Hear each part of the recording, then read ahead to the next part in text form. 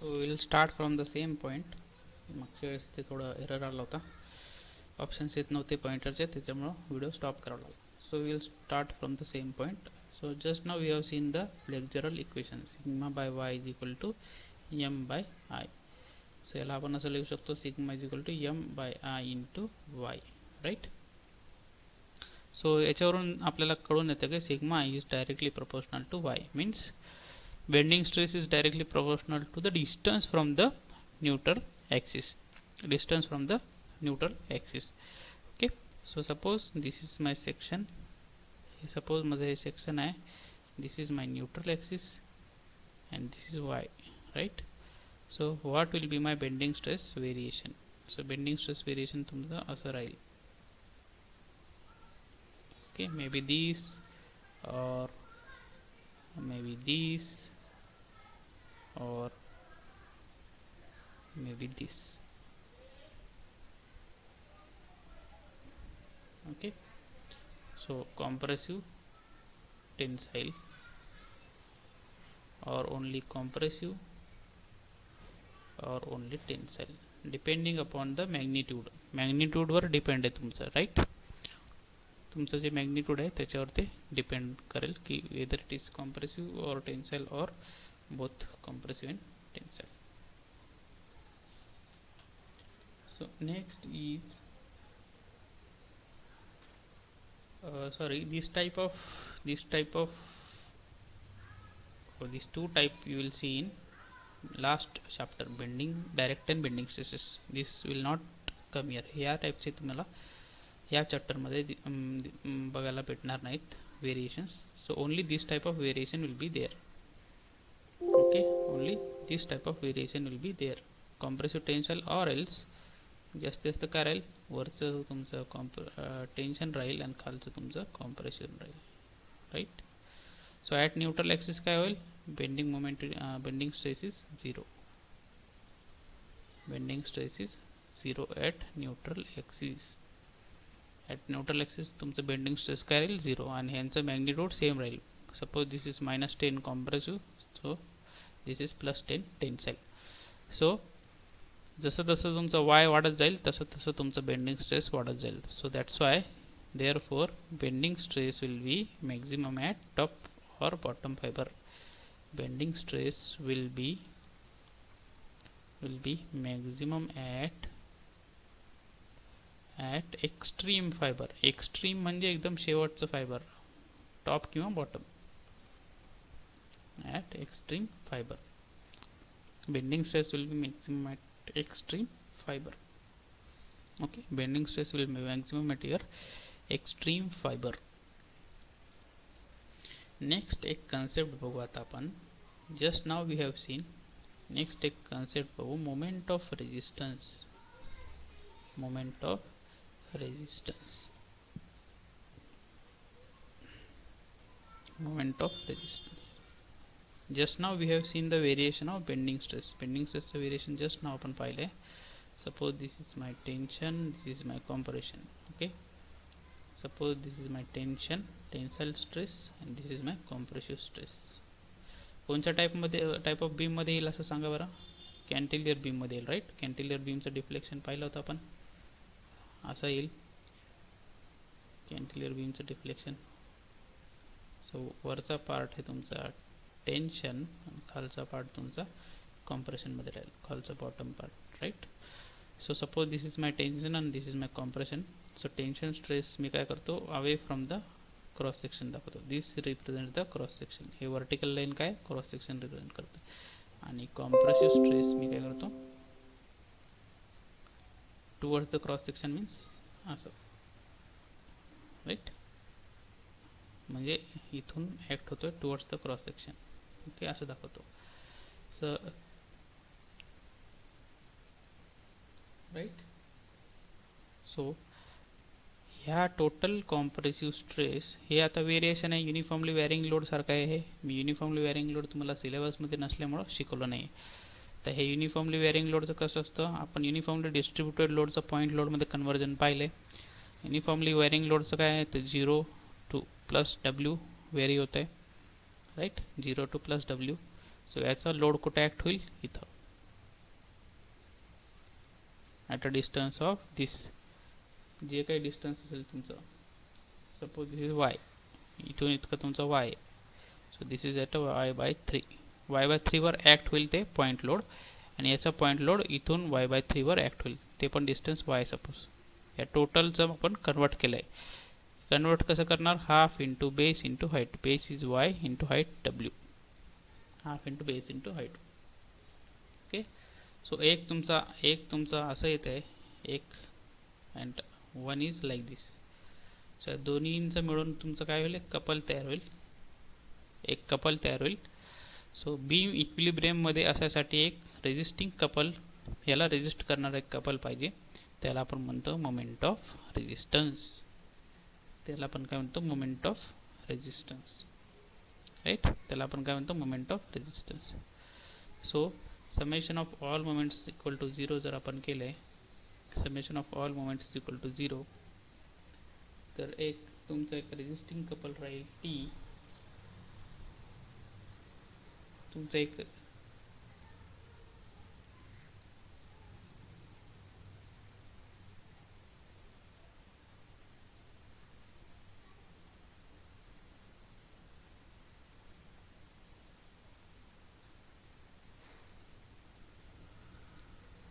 So या कपलला काय करणार, एक रेजिस्टिंग कपल राहील.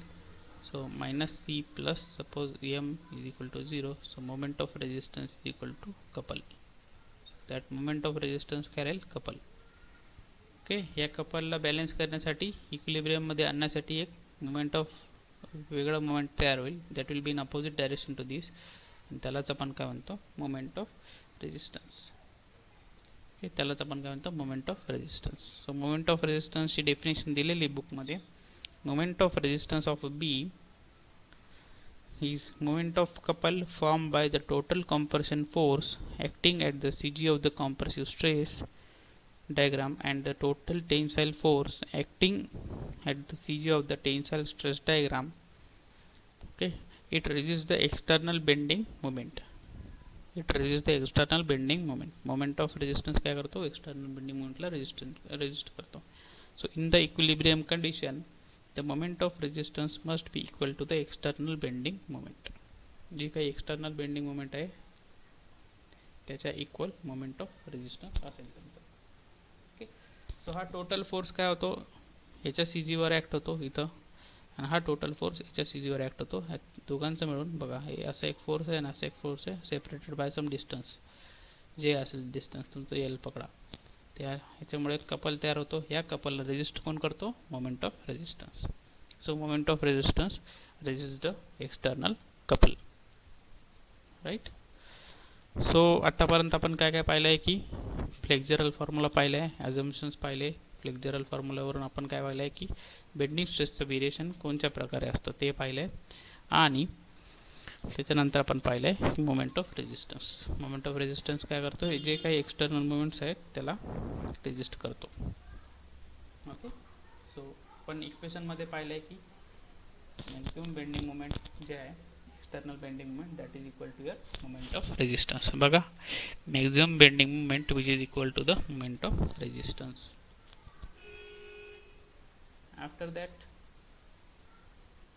आपण आता काय सेक्शन्सचे काय करू, bending moment, bending stress variations बघू. आता आपण काही सेक्शन्सचे काय करू, बेंडिंग स्ट्रेस व्हेरिएशन्स बघू. So suppose this is your square section. Square section I section आहे, चॅनल सेक्शन आहे तुमचं. आय सेक्शन हे रेल्वे रोडामध्ये यूज होतं, railway road, rails. Square section तुमचं आहे, चॅनल सेक्शन आहे, सर्क्युलर सेक्शन आहे, right. So these all will be used in circular section. Circular beams असतात. त्याचं कसं आहे, बेंडिंग स्ट्रेस व्हेरिएशन बघा, neutral axis, then positive negative, compressive and tensile, depending upon the type of beam. Like simply supported beam किंवा cantilever, set plus minus reverse होतील, right. That is compressive, वरचा top fibre compression, खालचा bottom fibre tension, or else वरचा fibre tension आणि खालचा fibre compression. Next is bending stress variation or distribution diagram for various unsymmetrical sections. आता वरचे sections बघा symmetrical आहेत, राईट. एक्स ॲक्सिस मधून तुम्ही एक रे सोडली तर दोन्ही इक्वल पार्ट्स मध्ये डिवाइड होतील, आणि वाय ॲक्सिस मधून पण तुम्ही जर रे सोडली तर दोन्ही इक्वल पार्ट मध्ये डिवाइड होतात, राईट. वाय ॲक्सिस मधून पण जर तुम्ही रे सोडली तरी दोन्ही इक्वल पार्ट मध्ये डिवाइड होतात. सो हिअर एक्स ॲक्सिस बघा तुम्ही, कारण एक्स ॲक्सिसलाच बेंडिंग होते अबाउट एक्स ॲक्सिस. एक्स ॲक्सिसला सिमेट्रिकल असलं तर तुमचं दोन्ही साईडला काय आहे, इक्वल मॅग्निट्यूड तयार होईल. लाईक दिस, हे जे मॅग्निट्यूड असेल तुमचं इथून एवढे, हे जे हाईट आहे ते काय रिप्रेझेंट करत आहे, magnitude of that compressive or tensile stress. Suppose इकडं 10 मेगापास्कल आहे, so this will be also your 10 megapascal. So in case of symmetrical सेक्शन्समध्ये काय आहे, दोन्ही इक्वल होतात, दोन्ही साईडचे triangles equal similar triangles form होतात. But in case of unsymmetrical sections, but आता एक्स ॲक्सिसमधून लाईन पास करा, कट करा, तर इकडं एक वेगळंच तयार होतं, इकडं वेगळं तयार होतं सेक्शन, इकडं वेगळं, इकडं वेगळं आहे. सो दिस L angle section, L angle आपण स्टीलचे हे पाहिले, एल अँगल्स वेल्डिंग करतो आपण यांची, राईट. सो याच्यामध्ये बघा एक मोठं ट्रायंगल तयार होईल आणि एक लहान ट्रायंगल तयार होईल. Irrespective of symmetrical or unsymmetrical sections, bending stress at neutral axis काय राहील तुमचं, 0. बेंडिंग स्ट्रेस न्यूट्रल ॲक्सिसला किती राहील, 0. So irrespective of that, bending stress at neutral axis is equal to 0. इकडं पण काय, bending stress 0. Okay, bending stress at neutral axis is 0. So this is bending stress variation or distribution for various symmetrical or unsymmetrical section.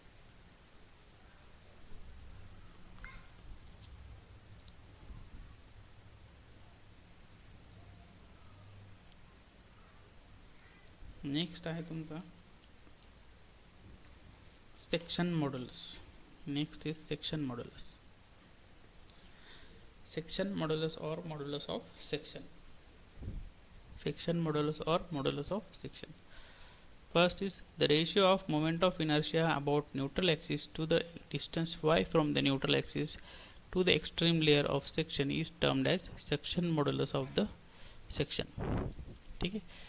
Z is the ratio of section modulus, अपन Z ने denote करतो. Section modulus आपण काय Z ने denote करतो. Z is the ratio of I to Y max, moment of inertia of that section आणि distance of the extreme layer from neutral axis. Okay. So I म्हणजे काय, I neutral axis, I axis is equal to moment of inertia about neutral axis or axis passing through the centroid of the section, centroid G of the section. I म्हणजे काय तुमचं moment of inertia about neutral axis or x axis passing through the centroid of the section. Y max म्हणजे काय, distance from the neutral axis to the extreme layer of the section. Y max is equal to distance from the neutral axis to the extreme layer of the section. So by flexural formula, m by I is equal to sigma by y max. So sigma is equal to m into y max divided by I. So m by z. वरच्या y ला आपण काय केले, I by y लिहिले खाली denominator मध्ये. So m by z. याच्यावरून तुमचं m काय येईल, m is equal to sigma into z. याच्यावरून तुमचं m काय येईल, m is equal to sigma into z. This is the section modulus or modulus of section. M is equal to sigma into z.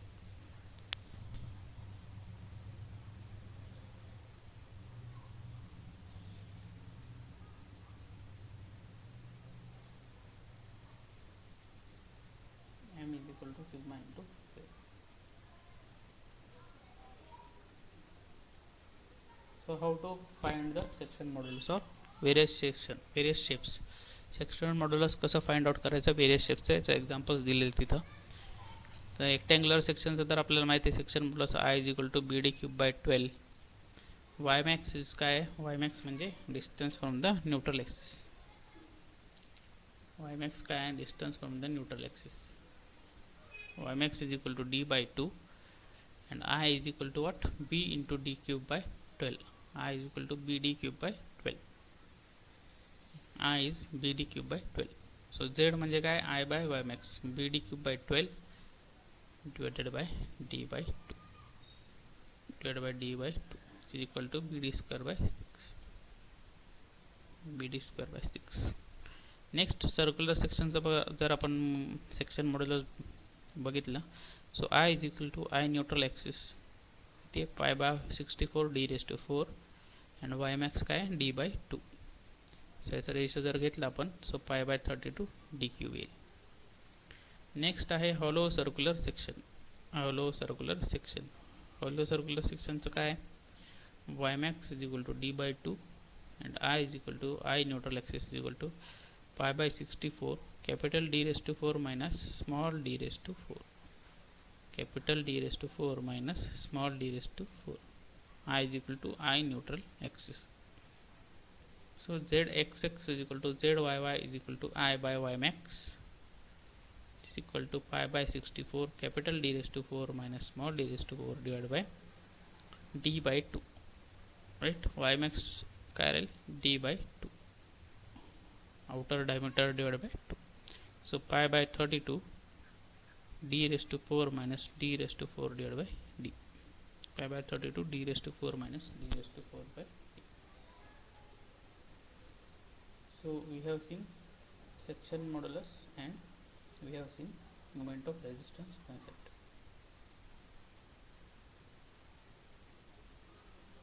So practical application of flexural formula. What is practical application of flexural formula? When shear force is 0 at a point where bending moment is found to be maximum, right?